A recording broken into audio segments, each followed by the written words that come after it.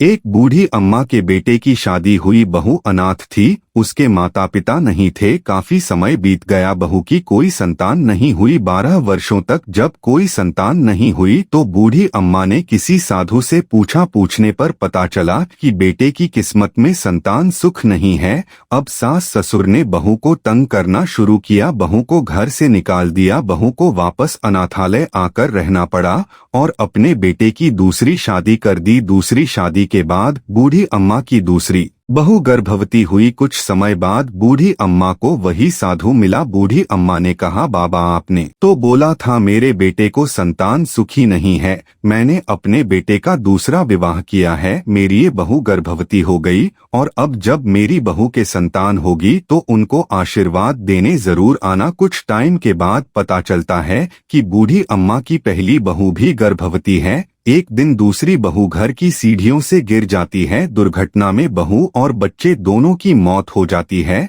जब इस बात का पता उनकी पहली बहू को चलता है, पहली बहू बूढ़ी अम्मा के घर जाती है। तभी बूढ़ी अम्मा और उनका परिवार बहू से माफी मांगता है। बूढ़ी अम्मा बोलती है, बहू तुम यही रुक जाओ। बूढ़ी अम्मा की बात सुनकर बहू बहुत सोच में पड़ जाती है कि क्या करें। अब आप ही बताएं इस हालात में बहू को क्या करना चाहिए। कहानी अच्छी लगी तो राधे राधे।